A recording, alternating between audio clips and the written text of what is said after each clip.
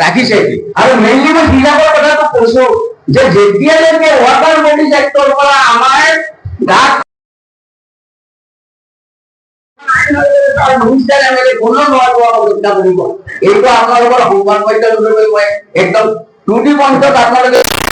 যেতিয়া মুখ্যমন্ত্ৰীৰ লগত 2023 চনৰ 2 মাৰ্চত আলোচনা হৈছিলে আৰু তেখেতে মানে যেতিয়া আমাৰ কথাখিনি শুনিলে তেওঁ গম পালে যে গোটেইখিনি খিলঞ্জীয়া লোক তেতিয়া তেওঁ সন্মুখত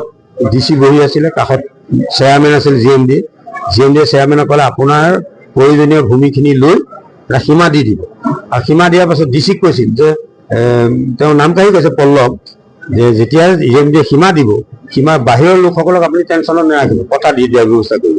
গতিকে মুখ্যমন্ত্ৰী মহোদয়ৰ সেই আশ্বাসত আমি গোটেই মানুহখিনিয়ে বহুত আনন্দিত হৈছিলোঁ মুখ্যমন্ত্ৰীক ধন্যবাদো জনাইছিলোঁ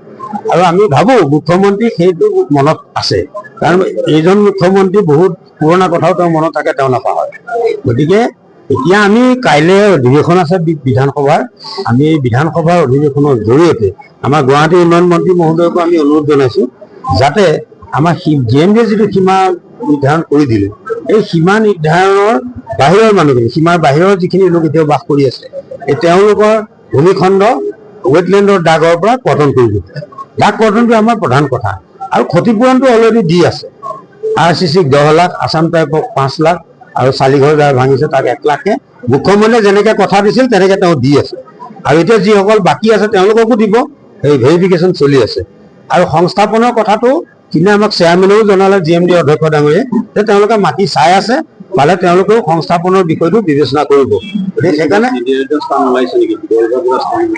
বিকল্প মানে তেওঁলোকে কৈছে চাংচাৰি আৰু ক'ৰবাত এনেকৈ সন্ধান পাইছে কিন্তু এতিয়ালৈকে ফাইনেল হোৱা নাই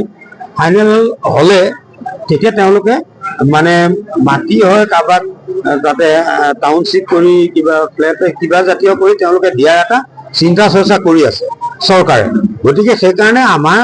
ৰাইজসকলক আমি কৈছোঁ আমাৰ লগত যিসকল আছে আপোনালোকে চিন্তা কৰিব নালাগে যিহেতু মুখ্যমন্ত্ৰী মহোদয়ে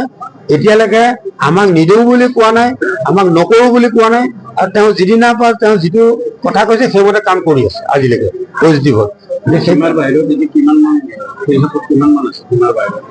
সীমা মানে উচ্ছেদিত সীমা বাহিৰৰ আমাৰ যিখিনি বাস কৰি আছো বাস কৰি থকা আমাৰ প্ৰায় 2000ৰ ভিতৰত পৰিয়াল আছে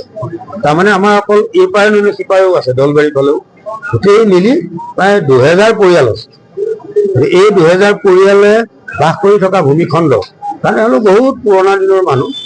গতিকে এই ভূমিখণ্ড ৱেটলেণ্ডৰ পৰা দাগটো কৰ্তন কৰি দিব লাগে এইটো আমাৰ মুখ্যমন্ত্ৰী আৰু গুৱাহাটী উন্নয়ন মন্ত্ৰী মহোদয়লৈ মানে কাটৰ আহ্বান